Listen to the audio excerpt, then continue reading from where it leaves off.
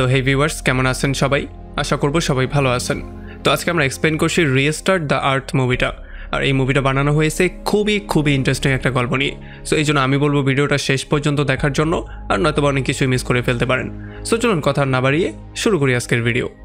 তো এই গল্পের শুরুতে আমরা দেখতে পারি একটা পুরো শহর ধ্বংসে যজ্ঞে পরিণত হয়েছে। আসলে পৃথিবীর বড় বড় বিল্ডিংগুলো যেগুলো একটা সময় আকাশ ছোঁয়ার চেষ্টা করতো, সেগুলো এখন ভেঙে চুরমার হয়ে মাটিতে পড়ে যাচ্ছে। আর এই শহরের মধ্যে এখন ময়লা আবর্জনা ছাড়া আর কিছুই ছিল না। আর সবচেয়ে ইন্টারেস্টিং ব্যাপার হচ্ছে এইটার পেছনের কারণ ছিল গাছ। তবে এগুলো কোনো নর্মাল গাছ ছিল না, এগুলো ছিল 40-50 ফুট উঁচু উঁচু বিশাল বড় বড় গাছ, যেগুলোর জন্য মানুষের মাথা নষ্ট হয়ে গিয়েছিল, মানুষের বসবাসের অযোগ্য হয়ে গিয়েছিল সমস্ত শহরটা। আসলে এগুলো খুব দ্রুত বড় হতো, যেইটাই কিনা ছিল এগুলোর সবচেয়ে ভয়ঙ্কর ব্যাপার। বর্তমানে এই গাছগুলো পুরো দুনিয়ার প্রায় 80% জায়গায় দখল করে ফেলেছে। এই জন্য মানুষজনের বসবাসের অযোগ্য হয়ে গেছে পুরো পৃথিবীটা। আর এর ঠিক 2 বছর পরেই আমরা দেখতে পারি ইয়ং নামের একটা মেয়েকে, যে কিনা তার কুকুরের সঙ্গে জঙ্গলের মধ্যে খেলাধুলা করার ট্রাই করছিল।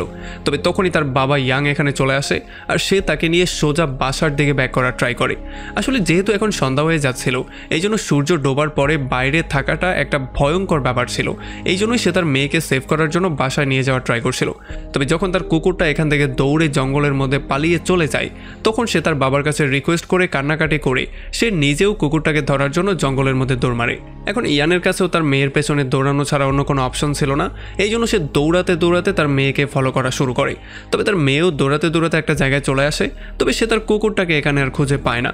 কিন্তু এখানে সে তার সামনে একটা ভয়ঙ্কর গাছ দেখতে পারে, যেই গাছটা কিনা চারপাশে ভয়ঙ্কর রকম করে ডানা ছড়িয়েছিল। তাছাড়া তার মধ্যে একটা হার্টের মতো জিনিস ছিল, যেটা কিনা বারবার করে বিট করছিল। আমরা দেখতে পারি এই গাছগুলোর চারপাশে অনেকগুলো মানুষের ডেড বডি ছিল, যেগুলো কিনা গাছগুলো কামড়ে ধরেছিল।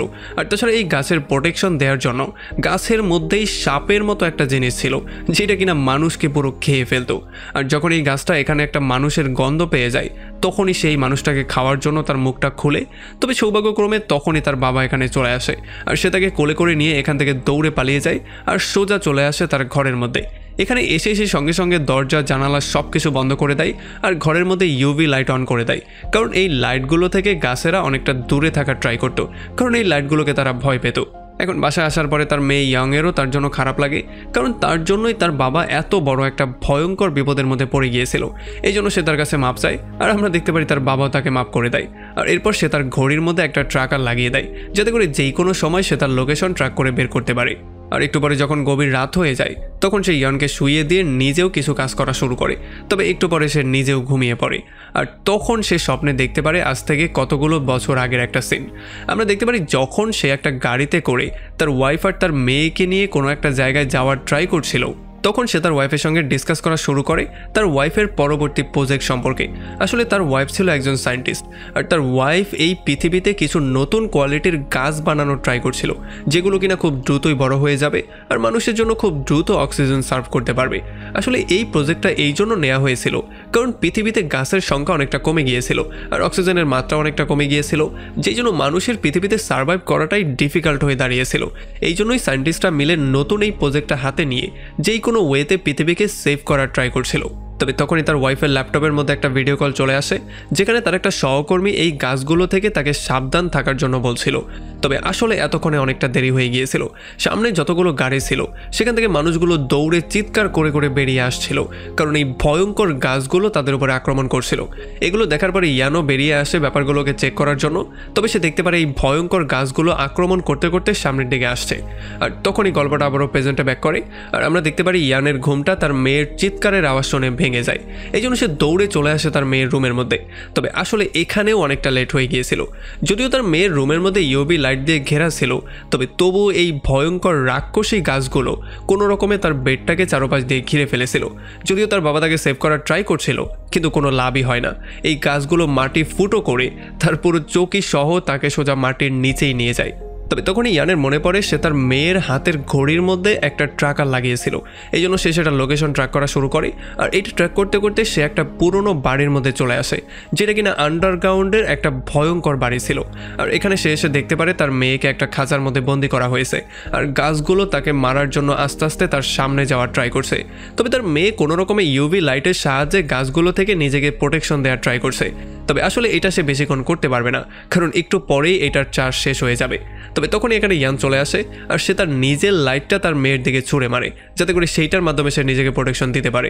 তবে তখনই সমস্ত গাছগুলো এসে ইয়ানের উপর আক্রমণ করা শুরু করে, আর ইয়ান কোনো রকমে নিজেকে বাঁচানোর ট্রাই করছিল।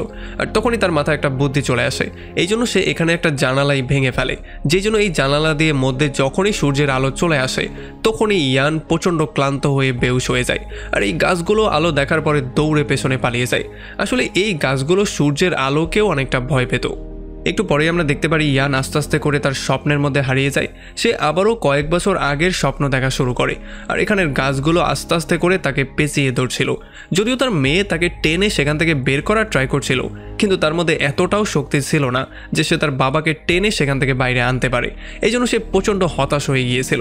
তবে তখনই একটা ভয়ঙ্কর ব্লেড এসে গাছটাকে দুই টুকরো করে ফেলে, আর এই জন্য ইয়ানকে গাছটা মাটিতে ফেলে দিয়ে সেখান থেকে পালিয়ে যায়। আসলে আমরা দেখতে পারি একটা মিলিটারি গ্রুপ এখানে চলে এসেছিল, আর তারা এখানে ভয়ঙ্করভাবে গাছগুলোকে ফেস করা শুরু করে। তবে তাদের কাছে থাকা বন্দুকের গুলি এবং এমন একটা পিস্তল ছিল যেটা থেকে আগুন বের হয়, সেই সমস্ত ব্যাপারগুলো দিয়েও তারা কোনোভাবেই গাছগুলোকে আটকাতে পারছিল না, কারণ গাছগুলো ছিল অনেক বেশি পাওয়ারফুল। তাদেরকে মারাও এতটা সহজ ছিল না। এই জন্য অনেক মিলিটারিকে তো গাছটা টেনেই নিয়ে যাচ্ছিল। আর এই সমস্ত ব্যাপারগুলো দেখার পরে যখন একটা মিলিটারি একটা ইউবি লাইট চালু করার ট্রাই করে, তখন দুর্ভাগ্যবশত এই লাইটটা কোনোভাবেই চালু হচ্ছিল না। তবে তখনই আবার ইয়ান জ্ঞান ফিরে পেয়ে যায়, আর সে খুব সহজেই ইউবি লাইটটাকে ঠিক করে যখনই সেটাকে অন করে দেয়, তখন এই লাইট থেকে ভয়ঙ্কর রকম করে আলো বের হওয়া শুরু হয়ে যায়, যেই আলোর প্রভাবের জন্য এখান থেকে সমস্ত গাছগুলো নিজেদেরকে পিছিয়ে নেওয়া শুরু করে। তারা গিয়ে পরবর্তীতে অন্ধকারের মধ্যে লুকিয়ে পড়ে। এরপরে এই মিলিটারিরা ইয়ানকে বলে যে এই গাছগুলো মাটির নিচে শিকড়ের মাধ্যমে পুরো পৃথিবীর প্রায় অনেকটা জায়গাকেই দখল করে নিয়েছে। এই জন্য হয়তোবা পরবর্তী 2 দিনের মধ্যে পুরো পৃথিবীতে ভয়ঙ্কর কিছু একটা হতে পারে, মানে পুরো পৃথিবীকে তারা ডিস্ট্রয়ও করে ফেলতে পারে। আসলে তারা সবাই ছিল জয়েন্ট সোলজার, যাদের একমাত্র কাজ ছিল পৃথিবী থেকে এই ভয়ঙ্কর গাছগুলোকে ডিস্ট্রয় করে পৃথিবীটাকে আবারও মানুষের বসবাসের জন্য যোগ্য করে দেয়া। এই জন্য তারা এখানে এসেছিল এমন একটা ডিভাইসকে খুঁজে বের করতে, যেটার মাধ্যমে তারা সমস্ত গাছদেরকে একসাথে ডিস্ট্রয় করে ফেলতে পারবে। আসলে বর্তমানে তারা যে বিল্ডিংটার মধ্যে আছে, গাছগুলো দখল করার আগে এইটা ছিল একটা রিসার্চ ল্যাব।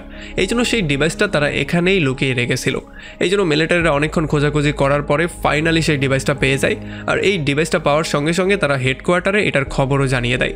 তবে এখন হেডকোয়ার্টার থেকে তাদেরকে বলা হয় এই ডিভাইসটা নিয়ে তাদেরকে একটা লঞ্চিং সেন্টারে যেতে হবে, যেখান থেকে তারা মাটির নিচে গিয়ে গাছদের উপরে এই ভয়ঙ্কর মেশিনটার ইউজ করতে পারবে।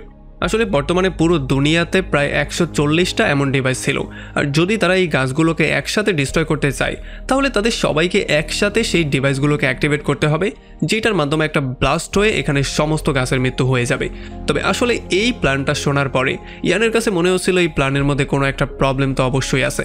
তবে তখনই মাটিটা কাঁপা শুরু করে, আর মাটির নিচ থেকে একটা গাছ উঠে সে এক ঝটকা দিয়ে ইউভি লাইটটাকে ভেঙে ফেলে, যেই জন্য এখানে পুরো জায়গাটা অন্ধকার হয়ে যায়, আর তারা যে যার মতো এখান থেকে নিজেদের জীবন নিয়ে পালানো শুরু করে। তবে এখানে সোলজাররা বুদ্ধি করে যে যার মতো করে ফুটো করা শুরু করে, যাতে করে এটার মধ্যে কোনো রকমের আলো আসা শুরু হয়। আর যখনই আলো আসা শুরু হয় তখন সমস্ত গাছরা আবারও পালিয়ে যায়। তবে তখন ইয়ান দেখতে পারে যে এই দৌড়াদৌড়ির মধ্যে সে আর তার মেয়ে সোলজারদের থেকে অনেকটা দূরে চলে গিয়েছিল। তাছাড়া এই সোলজারদের মধ্যে যেই ক্যাপ্টেন ছিল, সেই ক্যাপ্টেনকেও গাছ জঘন্য রকম করে আহত করে দিয়েছে। এখন সে জীবন মৃত্যুর সন্ধিক্ষণে দাঁড়িয়ে আছে। লিমো নামের একটা সোলজার ক্যাপ্টেনের রক্ত থামানোর ট্রাই করছিল, তবে আসলে এতে কোনো লাভই হচ্ছিল না, কারণ ক্যাপ্টেনের মৃত্যু খুব সহজেই হয়ে যায়। আর এরপরে যখনই তারা সেখান থেকে চলে যাওয়ার ট্রাই করছিল, তখনই তারা দেখতে পারে ভয়ঙ্কর সাপের মতো একটা গাছ চলে এসেছে, যেটা কিনা আস্তে আস্তে করে তার শিকার করছিল।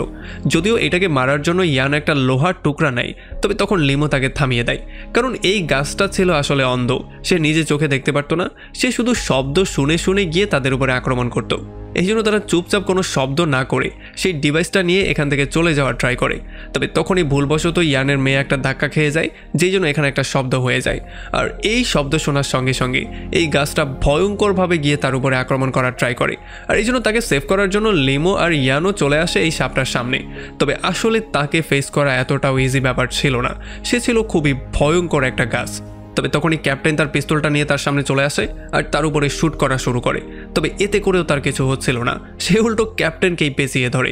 যদিও লিমো তাকে সেভ করার জন্য সামনে আসছিল, তবে ততক্ষণে অনেকটা দেরি হয়ে গিয়েছিল, কারণ ক্যাপ্টেন অলরেডি তার গ্রেনেডের পিনটাকে খুলে ফেলেছিল, যেই জন্য একটু পরেই এখানে বিশাল বড় একটা ব্লাস্ট হয়ে যায়, যেই জন্য ক্যাপ্টেনের মৃত্যু তো অবশ্যই হয়ে যায়, সাথে সাথে এই ভয়ঙ্কর সাপ গাছটারও মৃত্যু হয়ে যায়। আর এই ব্লাস্টের মধ্যে লিমো, ইয়ান আর তার মেয়ে উড়ে এসে সোজা রাস্তায় পড়ে, যেখানে তারা বাকি সোলজারদেরকেও পেয়ে যায়। আর এখানে সৌভাগ্যক্রমে তাদের সঙ্গে সেই ডিভাইসটাও উড়ে চলে এসেছিল। তবে যখন এখানে সোলজাররা ক্যাপ্টেনের মৃত্যুর খবর পেয়ে যায়, তখন তারা প্রচণ্ড আপসেট হয়ে যায়। আর যেহেতু এই ভয়ঙ্কর ব্লাস্টের মধ্যে তাদের ইঞ্জিনিয়ারেরও মৃত্যু হয়ে গিয়েছিল, এই জন্য তারা ইয়ানকেই বলছিল তাদের সঙ্গে যাওয়ার জন্য অ্যাজ এ ইঞ্জিনিয়ার হিসেবে, কারণ সে 2 মিনিটের মধ্যেই সেই ইউবি লাইটটাকে ঠিক করে ফেলেছিল, আর নয়তোবা তো তারা সবাই মরতেই বসেছিল।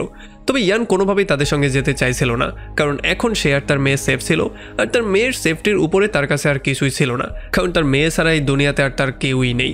এই জন্য সে তার মেয়েকে নিয়ে আবারও বাসার দিকে ব্যাক করছিল। তবে তার মেয়ে এই ব্যাপারটাতে কোনোভাবেই হ্যাপি ছিল না। সে চাইছিল যে তার বাবা মানুষের জন্য কাজ করুক, যাতে করে সে সোলজারদের সঙ্গে গিয়ে এই গাছগুলোকে ডিস্ট্রয় করতে তাদেরকে সাহায্য করে, কারণ যদি তার মা জীবিত থাকতো তাহলে হয়তোবা তার মাও ঠিক একই কাজটা করতো। আর তার মেয়ের মুখ থেকে এই সমস্ত কথাবার্তাগুলো শোনার পরে সে ফাইনালি সিদ্ধান্ত নেয় সে সোলজারদের সঙ্গে জয়েন করবে। আর এরপর সে সোলজারদের সঙ্গে জয়েন করে তাদের টিমের সাথে সামনের দিকে যাওয়া শুরু করে। তবে তখনই তারা দ্বিতীয় একটা টিমের সিগন্যাল পেয়ে যায়, যেখানে তাদেরকে বলা হয়েছিল গ্রিন টাইড। আর এইটা শোনার সঙ্গে সঙ্গেই মাটি ফাটা শুরু করে, আর আস্তে আস্তে করে বড় বড় ভয়ঙ্কর বিল্ডিংগুলো মাটিতে ধসে পড়ে যাচ্ছিল। এই জন্য তাদের টিম উল্টো দিকে দৌড়ানো শুরু করেছিল। তবে খুব শীঘ্রই গ্রিন টাইড তার আসল রূপে চলে আসে আর ভয়ঙ্করভাবে তাদের উপরে আক্রমণ করা শুরু করে।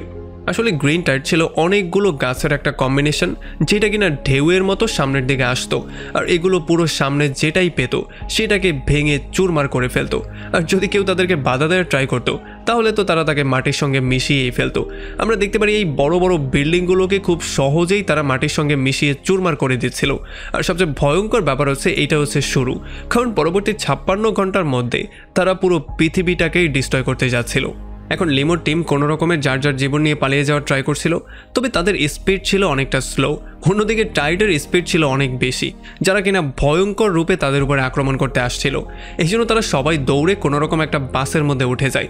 আর যখন টাইড তাদের উপরে আক্রমণ করে, তখন এই বাসটা উড়ে গিয়ে একটা বিল্ডিং ফুটো করে মধ্যে চলে যায়। আর এই জন্য কোনো রকমে তারা তাদের সবার জীবন নিয়ে বিল্ডিংয়ের মধ্যে চলে আসে। এখন কোনো রকমের টাইড তো শেষ হয়ে গিয়েছিল, তবে নিচে যেই মানুষগুলো ছিল তাদের সবাইকে টাইড ডিস্ট্রয় করে দিয়ে চলে গিয়েছিল। আর উপরে যারা জীবিত ছিল তারা এই ব্যাপারটা ক্লিয়ারলি বুঝতে পেরেছে যে 56 ঘন্টা পরে যেই জিনিসটা হওয়ার শঙ্কা তারা করেছিল, সেটা হয়তোবা সময়ের আগেই শুরু হয়ে যাবে। এখন তারা সিদ্ধান্ত নেয় তারা এই খবরটা হেডকোয়ার্টারে পাঠিয়ে দিবে, তবে তারা কোনোভাবেই সিগন্যালই পাচ্ছিল না। তবে তখনই ইয়ানের নজর পড়ে সামনে থাকা একটা বিল্ডিংয়ের সিগন্যাল টাওয়ারের উপরে। এই জন্য তারা সেখানে যাওয়ার সিদ্ধান্ত নেয়। আসলে এই বিল্ডিং আর সেই বিল্ডিংয়ের মাঝখানে একটা পুলের মতো জিনিস ছিল, যেটা কিনা খুবই ভয়ঙ্কর অবস্থায় ছিল, মানে এটা যে কোনো সময় ভেঙে পড়বে এই অবস্থায় ছিল। তবে যেহেতু তাদের কাছে অন্য কোনো অপশন ছিল না, এই জন্য তারা এই পুলটাকে পার করারই সিদ্ধান্ত নেয়। তবে যখন তারা আস্তে আস্তে করে এই পুলটাকে পার করার ট্রাই করছিল, তখনই তাদের পাশের বিল্ডিংটা ভয়ঙ্করভাবে ডিস্ট্রয় হয়ে যায়। মানে 1 সেকেন্ডের মধ্যে বিল্ডিংটা একেবারে গুঁড়ো গুঁড়ো হয়ে যায়। যদিও তারা কোনো রকমের জীবনে বেঁচে যায়, তবে এই বিল্ডিংটা ডিস্ট্রয় হওয়ার জন্য এখানে পুরো ধুলো বালুতে ভরে যায়, আর পুরো জায়গাটা অন্ধকারের মতো হয়ে যায়। আর এই ব্যাপারটার জন্যই ইয়ানের মেয়ে পা পিছলে সোজার নিচে পড়ে যায়। তবে এই টিমের যে নতুন ক্যাপ্টেন ছিল, সে রশির সাহায্যে উড়ে গিয়ে কোনো রকমে তার মেয়েকে ক্যাচ করে। আর তখন ইয়ান এই রশিটা ধরে কোনো রকমে তাদেরকে টেনে উপরে তোলার ট্রাই করছিল। তবে এই রশিটাও ছিল খুবই দুর্বল, যেটা কিনা তাদের দুজনের ভার সহ্য করতে পারছিল না। আর এটা যে কোনো সময় ছিঁড়ে তাদের দুজনেরই মৃত্যু হতে পারত। এই জন্য ক্যাপ্টেন ইয়ানের মেয়েকে সেভ করার জন্য ফাইনালি নিজের জীবনটাকেই স্যাক্রিফাইস করে দেয়। এটার জন্য যদিও লিমো প্রচণ্ড আপসেট হয়ে যায়, তবে এখন তার মরার পরে লিমো হয়ে যায় এই গ্রুপের নতুন ক্যাপ্টেন। এরপরে যতক্ষণে ইয়ান তার মেয়েকে টেনে উপরে তুলে, ততক্ষণে ব্রিজটা পুরো ভেঙে পড়ে যাচ্ছিল অবস্থা। আমরা দেখতে পারি সমস্ত সোলজাররা দৌড়ে কোনো রকম ওই বিল্ডিংয়ে চলে যায়। আর একেবারে শেষ মুহূর্তে ইয়ান তার মেয়েকে নিয়ে দৌড়ে বিল্ডিংয়ের মধ্যে চলে আসে। আর এরপর ইয়ান এখানের সিগন্যাল টাওয়ারটাকে ঠিক করে। আর তখন লিমো এই সিগন্যাল টাওয়ারের সাহায্যে ফাইনালি তার হেডকোয়ার্টারের সাথে কানেক্ট করে। আর বাকি যে 140টা ডিভাইস ছিল তাদের সদস্যদের সঙ্গেও তারা একসাথে কানেক্ট করে। আর তখন এখানের সমস্ত সোলজাররা এবং এই সমস্ত গ্রুপ মেম্বাররা একটা ভয়ঙ্কর নিউজ পেয়ে যায়। তারা জানতে পারে যে পরবর্তী 56 ঘন্টা পরে যে ভয়ঙ্কর গ্রিন টাইডটা তাদের উপরে আক্রমণ করার কথা ছিল সেটা তাদের উপরে মাত্র 4 ঘন্টা পরেই আক্রমণ করতে যাচ্ছে। আর তাছাড়া তারা এটাও জানতে পারে যে তারা মাটির নিচে যেই ডিভাইস দিয়ে আক্রমণ করার প্ল্যানিং করেছিল সেই সমস্ত গাছগুলো আসলে একটা পয়েন্টে কানেক্ট করা আছে। এই জন্য যদি তারা 140টা ডিভাইস মাটির নিচে একসাথে লঞ্চও করে তাহলেও তারা গাছগুলোকে মারতে পারবে না, কারণ গাছগুলোর পয়েন্ট হচ্ছে গিয়ে একটা। যদি তারা সেই স্পেসিফিক পয়েন্টে গিয়ে আক্রমণ করতে পারে তাহলেই এই গাছটার মৃত্যু হয়ে যাবে আর খুব সহজেই তারা সমস্ত গাছগুলোকে একসাথে মেরে ফেলতে পারবে। এই জন্য তাদেরকে সেই পয়েন্টটাকে খুঁজে বের করতে হবে। কিন্তু এই মিশনের সমস্যাটা ছিল তারা জানতোই না এমন দুর্বল পয়েন্টগুলো কোথায় আছে, বা একটা পয়েন্ট থাকলে সেইটাই বা কোথায় আছে। এই জন্য তারা প্রচণ্ড ডিপ্রেস হয়ে গিয়েছিল। আর তাছাড়া এই প্রজেক্টে এখন পর্যন্ত কয়েক হাজার সোলজারের মৃত্যু হয়ে গেছে, আর এই প্রজেক্টটা এখানে শেষ করে দেয়া কোনো রকমই যুক্তিযুক্ত কাজ ছিল না। এই জন্য তারা বুঝতেই পারছিল না তারা কি করবে। তবে তখনই জ্ঞান এসে তাদের সবার সামনে ভাষণ দেওয়া শুরু করে। সে সবাইকে মোটিভেট করে এবং এই মোটিভেশন পেয়ে ফাইনালি 140টা গ্রুপই সিদ্ধান্ত নেয় যেই কোনো ওয়েতে তারা এই যুদ্ধটাকে চালিয়ে যাবে, আর তারা যেই কোনো ওয়েতে সেই পয়েন্টগুলোকে খুঁজে বের করবেই করবে। যাই হোক, এদিকে লিমোর টিম সোজা চলে আসে সেই লঞ্চ স্টেশনে, আর তারা সেই ডিভাইসটাকে লঞ্চ করার জন্য ফুললি প্রিপারেশন নিয়েও ফেলে। তবে তারা এই ব্যাপারটা জানতো না যে একটা ভয়ঙ্কর বিপদ তাদের জন্য ওয়েট করছিল। আসলে একটা ভয়ঙ্কর গ্রিন টাইড তাদের উপরে আক্রমণ করতেই এদিকে আসছিল। আর একটু পরে তারা গিয়ে এই ডিভাইসটাকেও লঞ্চ করে দেয়। তবে এই ডিভাইসটা জায়গা মতো ফাটার জায়গায় এই গাছ যেই প্রোটেকশন বানিয়েছিল সেই প্রোটেকশনই ভেদ করতে পারে না। আসলে বাকি টিমগুলোকেও এই একই সমস্যা ফেস করতে হচ্ছিল, এই জন্য তারা সবাই আবারও হাল ছেড়ে দিচ্ছিল। তবে তখনই ইয়ানের মাথায় একটা বুদ্ধি চলে আসে। সে তাদের সবাইকে বলে যে আমাদের এই লঞ্চ স্টেশনের এনার্জি আমাদের পাশেরই ভলকানোর জিও থার্মাল এনার্জি থেকে সৃষ্টি হয়। সো যদি আমরা একসাথে সমস্ত থার্মালগুলোকে বন্ধ করে দিই, মানে সমস্ত লাভাগুলোকে একসাথে বন্ধ করে দিই, তাহলে এগুলো সব এক জায়গায় চলে আসবে। আর এই সমস্ত লাভাগুলোকে এক জায়গায় করে এই গরম গরম লাভার পাওয়ারের ইউজ করে আমরা চাইলে সেই প্রোটেকশন লেয়ারটাকে ভেঙেও ফেলতে পারি। তবে আসলে এই প্ল্যানটাতেও আরও একটা সমস্যা ছিল, কারণ বাকি যেই সুরঙ্গের কানেকশনগুলো ছিল সেই কানেকশনগুলো তারা লস করে ফেলেছিল। এই জন্য এখন তাদের কাছে একটাই অপশন ছিল যে ম্যানুয়ালি সেই সুরঙ্গগুলোতে গিয়ে সেখানের যেই কন্ট্রোলিং সিস্টেম আছে সেইটাকেই উড়িয়ে দেয়া, তাহলেই হয়তোবা তারা লাভাগুলোকে এক জায়গায় করতে পারবে। এই জন্য ইয়ান ফাইনালি তার মেয়েকে গুড বাই বলে এখান থেকে বাকি টিমের সাথে চলে যায়। তবে যাওয়ার আগে সে বলে যায় যে সে এখানে অবশ্যই ব্যাক করবে। এখন যখন তারা আস্তে আস্তে করে মাটির নিচে যাওয়া শুরু করে তখন আস্তে আস্তে করে লাভার গরমও বাড়তে থাকে, আর আস্তে আস্তে করে এটা অসহ্য যন্ত্রণা হওয়া শুরু হয়ে যায়। তবে সামনে তারা কোনোভাবেই যেতেও পারছিল না, কারণ বিভিন্ন জায়গায় বিভিন্ন গাছ দখল করে বসেছিল, তাদেরকে মারার জন্য তারা রেডি হয়েছিল। এই জন্য যখন তারা তাদের উপরে আক্রমণ করে সামনে যাওয়ার ট্রাই করে তখন গাছেরাই তাদের উপরে আক্রমণ করে দেয়, যেই জন্য এখানে ইয়ান আহত হয়ে যায়। তবে এই জন্য এখানের একটা সোলজার তাদেরকে বাঁচানোর জন্য এখানে বিশাল বড় একটা ব্লাস্ট করিয়ে দেয়, যেই ব্লাস্টে তার নিজেরও মৃত্যু হয়ে যায়। আর আমরা দেখতে পারি লিমো আর ইয়ানের কাছে কান্নাকাটি করার মতো সময় ছিল না, এই জন্য তারা আরও একটা বমের বাক্স নিয়ে আস্তে আস্তে করে সামনের দিকে যাওয়া শুরু করে। এখন তাদের সামনে একটা দরজা চলে আসে, এই জন্য ইয়ান লিমোকে বলে দরজাটা খোলার জন্য কিছু একটা খুঁজে বের করার জন্য। আর যখনই লিমো দরজাটা খুলতে কিছু আনতে যায় তখন ইয়ান এদিকে দরজাটা খুলে ওই পারে গিয়ে সোজা দরজাটাকে বন্ধও করে দেয়। আর তখনই লিমো বুঝতে পারে ইয়ান আসলে নিজের জীবনের ঝুঁকি নিতে যাচ্ছে, এই জন্য সে ইয়ানকে বারবার করে দরজাটাকে খোলার জন্য বলে। তবে ইয়ান তার সিদ্ধান্ত নিয়েছিল সে কোনোভাবেই আর দরজা খুলবে না, মানে সে লিমোকে কোনোভাবেই মধ্যে আসতে দিবে না। এই জন্য সে তাকে বলে যে আমার মেয়ের খেয়াল রেখো, এইটা বলেই সে মধ্যে চলে যায় সেই লাভাগুলোকে এক জায়গায় করার জন্য। তবে তখনই বাইরে ভয়ঙ্কর রকম করে মাটি ফাটা শুরু হয়ে যায় আর সব কিছু কাঁপাকাঁপি শুরু হয়ে যায়, কারণ সমস্ত গাছগুলো একসাথে পৃথিবীর উপরে আক্রমণ করা শুরু করে দিয়েছিল। আর এই সমস্ত ব্যাপারগুলো দেখার পরে সবারই মনে হচ্ছিল যে হয়তোবা তাদের শেষ সময় চলে এসেছে, যেই কোনো সময়ই তাদের মৃত্যু হয়ে যেতে পারে। আর তখন অন্যদিকে আমরা দেখতে পারি ইয়ান তার আহত পা নিয়েও আস্তে আস্তে করে কোনো রকমের সামনের দিকে যাওয়ার ট্রাই করছিল, কিন্তু তখনই এই বিল্ডিং কাঁপাকাঁপির জন্য বিল্ডিংয়ের ইটগুলো খুলে তার গায়ের উপরে পড়া শুরু করে, যেই জন্য সে আরও বেশি আহত হয়ে যায়। সে আর সামনের দিকে এগোতেও পারছিল না, তবে তবুও কোনো রকমে হামাগুড়ি দিয়ে সে সামনের দিকে যাওয়া শুরু করে। আর একটা পর্যায়ে সে বমটা নিয়ে সেই কন্ট্রোল রুমে চলেও আসে, আর এখানে এসে সে বাকি 140টা গ্রুপের সাথে কমিউনিকেশন করার সুযোগ পেয়ে যায়। এই জন্য সে সবাইকে সমস্ত ব্যাপারগুলোর ইনস্ট্রাকশন দেওয়া শুরু করে। আর তখন অন্যদিকে যখন তার মেয়ে তাকে স্ক্রিনে দেখতে পারে তখন সে কান্নাকাটি করতে করতে তার বাবাকে ফিরে আসতে বলছিল। তবে সে এই ব্যাপারটা খুব ভালো করে জানতো যে তার বাবা পৃথিবীকে বাঁচানোর জন্য, তাদেরকে বাঁচানোর জন্য তার নিজের লাইফটাকে স্যাক্রিফাইস করতে যাচ্ছে। আর তখনই আমরা দেখতে পারি বোমের টাইমারটা শেষ হয়ে যায়, যেই জন্য এখানে বিশাল বড় একটা ব্লাস্ট হয়ে যায়। আর এই ব্লাস্টের জন্য এখানে কন্ট্রোল সিস্টেমটা নষ্ট হয়ে যায় আর সমস্ত লাভাগুলো একসাথে নিচে যাওয়া শুরু করে। মাটির মাটির নিচে এত গরম লাভা একসাথে যাওয়ার জন্য গাছের যেই প্রোটেকশন লেয়ারটা ছিল সেটাও আস্তে আস্তে নষ্ট হওয়া শুরু হয়ে যায়। আর একটা পর্যায়ে যখন সেই প্রোটেকশন লেয়ারটা নষ্ট হয়ে যায় তখন সেই লঞ্চার মেশিনটাও প্রোটেকশন লেয়ার ভেদ করে মধ্যে চলে আসে, আর এগুলো গাছের শিকড়ের মধ্যে গিয়ে পেঁচিয়ে পড়ে। আর একটু পরেই যখন 140টা ডিভাইস একসাথে ব্লাস্ট করিয়ে দেওয়া হয় তখন সমস্ত গাছের একসাথে মৃত্যু হয়ে যায়।